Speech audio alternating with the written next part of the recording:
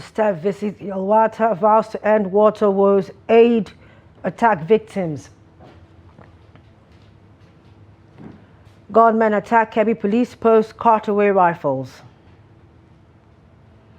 And Yelewata bust, drug ring, knob 72-year-old grandma, ex-athlete. On a foreign scene, former Israeli PM Bennett blasts Netanyahu, demands resignation over political crisis. Hello and good evening. Welcome to Trust News Update. I am Chiamaka.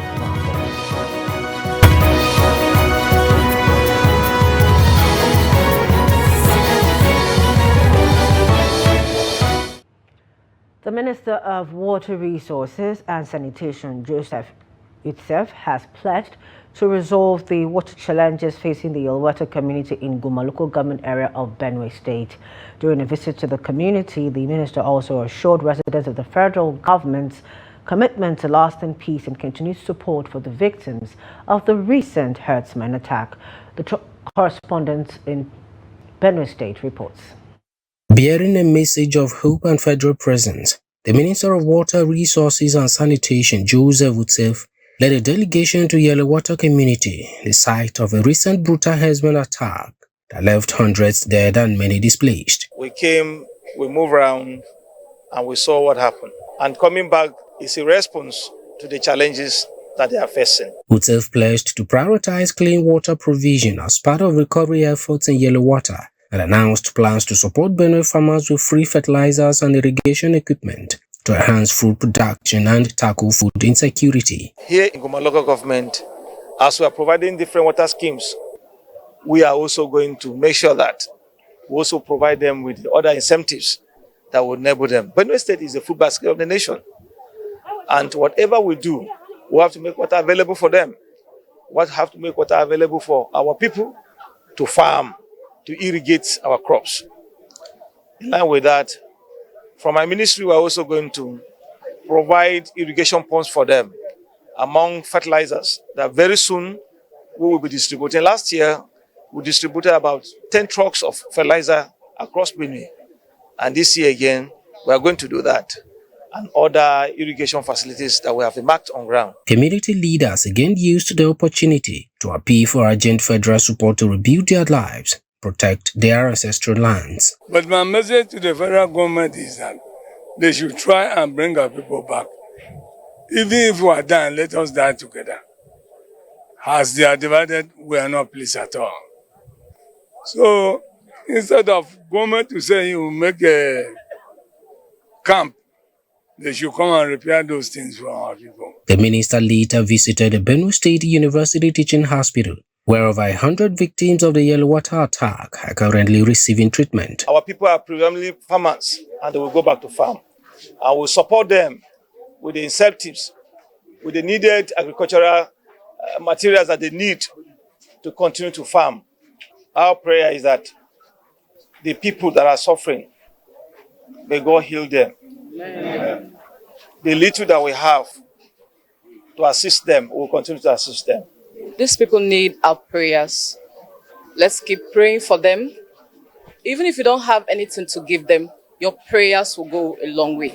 As part of the relief efforts, the delegation donated bags of corn, gari, noodles, clothing and other essential items.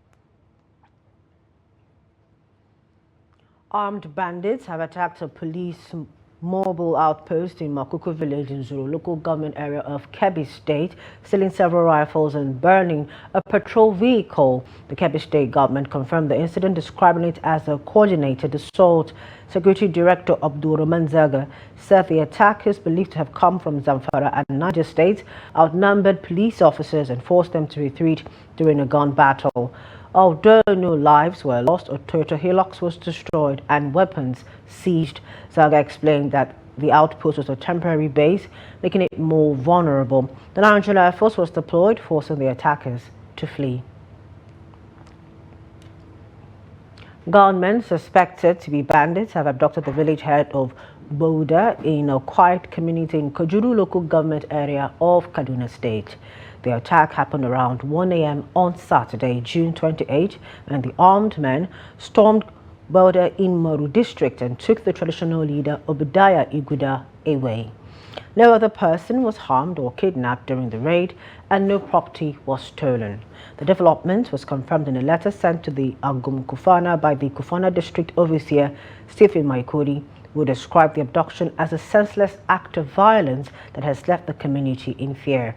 He said the incident has disrupted local leadership and raised fresh concerns over the rising insecurity in the area. Kaduna State Police Command is yet to confirm details of the incident. A man identified as Confidence Ikechi was beaten to death over the weekend by vigilante operatives in Ilele community, Ikwere local government area of River State. The incident reportedly followed an altercation between the victim and a female co-tenant said to be the girlfriend of one of the vigilante members. The argument escalated after the woman allegedly assaulted Ikechi, prompting him to retaliate. She and her son then attacked him with sticks before calling her boyfriend, identified as God's Power, a member of the local security group known as Organized Security Planning and Advisory Committee.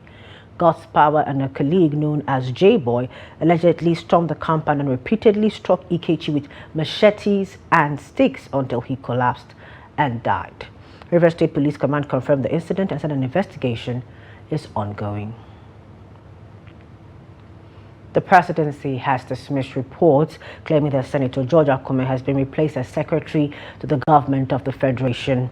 In a statement issued on Saturday, Special Advisor to the President on Information and Strategy, Bayo Onanuga, described the claim as false and the work of mischief makers. He clarified that President Bola Ahmed Tinubu, who is currently on a state visit to St. Lucia, has not made any changes to the SGF position.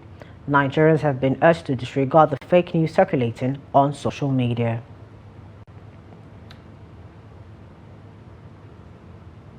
The People's Democratic Party in Kebbi State says it is ready to join any coalition aimed at dislodging the ruling All Progressives Congress at both state and national levels.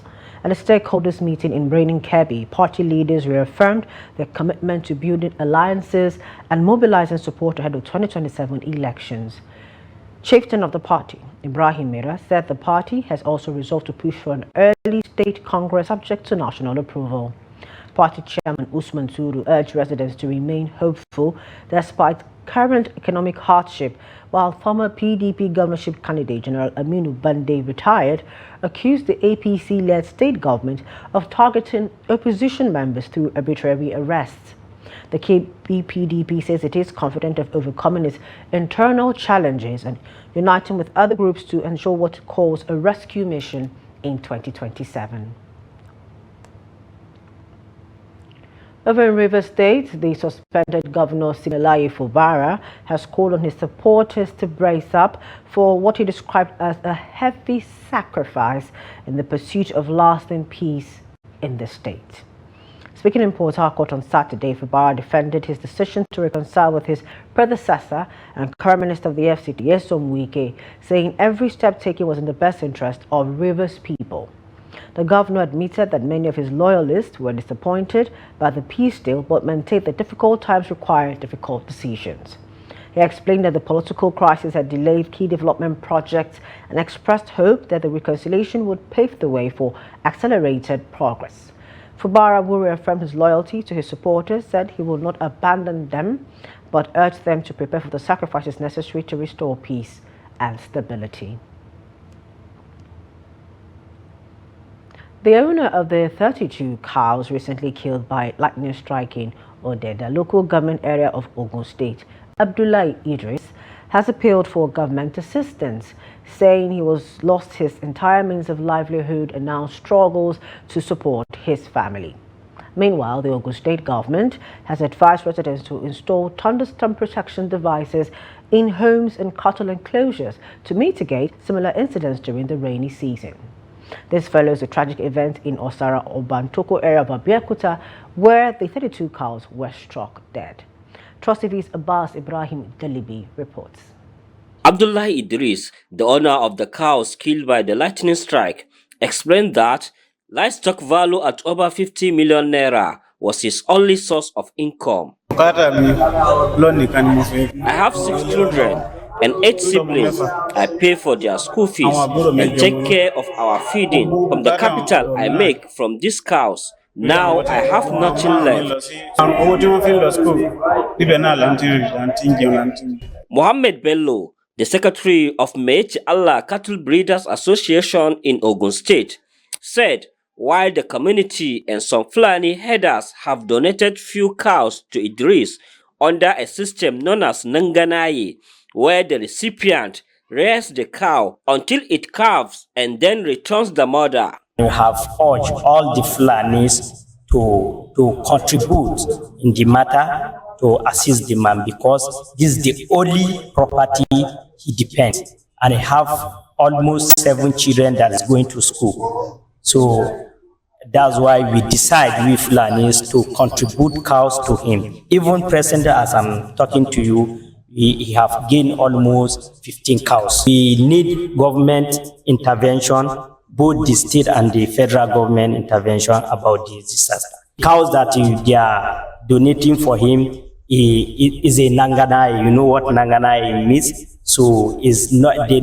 some are giving fully, but not everybody that give him fully. Though we have supported him with Nanganaye cows, he can't sell them or survive on that one alone.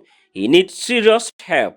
Reacting to the incident, the Ogun State government has urged Fulani herders and community leaders to install devices that can dissipate thunderstorm energy, especially in the area where animals are clustered under trees, a non-attractor for lightning strike. The government recommended the use of ash roads in both homes and animal shelter to reduce the risk of such tragedies.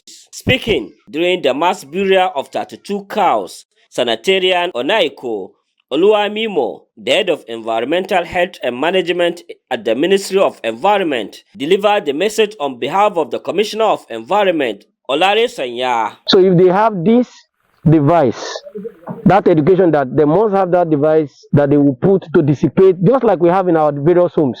When you have your house, you have this earth material that you put on the ground to ensure it dissipates thunderstorm when it comes around. So that knowledge too, they must understand where they confer the cattle. They must make provisions for that, so that at least even when it comes, you're able to dissipate that lightning away from their environment, and they will avoid this such huge calamity, because this is an economic loss to the person. It's very huge. It's very, now that we are the government is advocating for people to to move into sustaining food security in the state, and if you have to enumerate this, it's worth over millions of naira. With the loss of livestock value at over 100 million naira, Abdullahi Idris and others in his community now look to the government and well-meaning Nigerians for support to rebuild their lives and continue their trade. From Ogun State, Abbas Ibrahim Alibi, Trust TV. You're still on to News Update on Trust TV. Up ahead. Federal government unveils massive tree planting campaign. More when we return. Please do stay with us. Welcome back. Thank you for staying with us. A recap of our top stories. We told you that UNICEF visits Yelewata, vows to end water woes and aid attack victims. We also told you that gunmen attacked Kebbi police post and carted away with rifles. Two more stories. The National Drug Law Enforcement Agency, NDLEA, has arrested former international footballer Shegu George Hunkari and his associate Ntoroka Chinedu for attempting to smuggle cocaine into Nigeria via the Murtala Mohammed International Airport, Lagos. Chinedu, who arrived from Turkey on June 24, was caught with 800 grams of cocaine concealed in his hand luggage. Investigations revealed he had picked up the consignment in Addis Ababa. Hunkari, waiting to receive the drugs at the airport car park, was later apprehended. In another incident, Europe-based businessman Eamon Okoro Gotstein was caught with 5,000 tramadol pills disguised as malaria drugs at the Lagos airport. He planned to transport them to Italy via France. At Enugu's Akanu Ibiam Airport, NDLEA arrested bar attendant, Yelewata Chiboza, with 17.5 kilograms of methamphetamine and 3 kilograms of cocaine concealed in bed sheets. Another passenger, Azu Boda, was caught with 1.25 kilograms of liquid cocaine hidden in a soap container. Other arrests included a Beninese man caught with 29.5 kilograms of skunk at Seme border, a notorious dealer in Kwara, and a 72-year-old man in Warri caught selling skunk. The NDLEA says all suspects remain in custody and investigations are ongoing. Vice President Kashim Shettima says the federal government plans to plant 20 billion trees in the next rainy season as part of its climate action and reforestation drive. He made the announcement during a state visit to Ethiopia, where he toured agricultural and industrial sites and praised Ethiopia's Green Legacy initiative. Shettima described Ethiopia as a model for Africa's development, highlighting its progress in wheat production and export. Presidential aide Kingsley Uzoma said Nigeria would adapt Ethiopia's agricultural model to boost crop exports and reduce oil dependence. I was overwhelmed with joy that the real economic renaissance of Africa is in the offing. Ethiopia has become the pathfinder, the front runner in us reclaiming our pride and our continent. And we are mightily proud. We just visited a lady who is successfully exporting her products to other parts of the world. I was thrilled by the Green Legacy program because it's a win-win situation. We are reclaiming our lands through afforestation. We are creating jobs in terms of gender inclusion and even youth empowerment initiative, because a lot of youth are employed. Must have heard about Nigerian President Bola Ahmed Tinubu. He's a man of very bold vision. That his vision sometimes can scare you away. And why we came here so that we can go and let him know. And I believe that he will replicate it in a much more stronger, bolder scope than what we are seeing in Ethiopia today. He's very much interested in the diversification of the Nigerian economy, enhancement of exports, lines, just not concentration on oil and gas alone. So avocado is one of them, other horticultural crops. A Vanjigar State resident of Gumel Emirate gathered on Saturday for a special prayer for rain as drought concerns grow in the region. The prayer, led by the Emir of Gumel, Ahmed Muhammad Sani, and Chief Imam Kabiru Usman, drew thousands to the Eid ground in Katundu quarters. Gumel's short rainy season and worsening dry spells have raised fears over crop failure and water scarcity. Community members, including farmers and traders, expressed hope that the prayer would bring relief. Away from Nigeria, former Israeli Prime Minister Naftali Bennett says current leader Benjamin Netanyahu must step down, blaming him for Israel's deepening societal divisions and the political fallout of the ongoing Gaza war. In a televised interview, Bennett said Netanyahu's 2 decades in power were too much and unhealthy for the country. He also criticized the government's handling of hostages and called the political leadership during the war a disaster. Though he did not confirm plans to run for office, Bennett hinted at a possible return to politics amid speculation that he could again challenge Netanyahu if any elections are called. Bennett also claimed credit for setting the stage for Israel's recent airstrikes on Iranian sites, calling the operation needed. And in sports, former France international Paul Pogba has signed a 2-year contract with Ligue 1 side AS Monaco as he seeks to revive his career following injuries and a doping suspension. Monaco confirmed the signing on Saturday, marking Pogba's return to French top-flight football for the first time. 32-year-old midfielder has been without a club since leaving Juventus in 2024. A World Cup winner with France in 2018, Pogba's recent years were overshadowed by fitness issues and a doping ban that was later reduced from 4 years to 18 months by the Court of Arbitration for Sport. He previously played for Manchester United and Juventus, with his 2016 transfer to United setting a world record fee at the time. And that ends news updates at this time. For more of our news programs and documentaries, do want to follow us on our social media platforms and on our YouTube live stream. Thank you for joining us at this time. Shama Kawanfo. Good evening.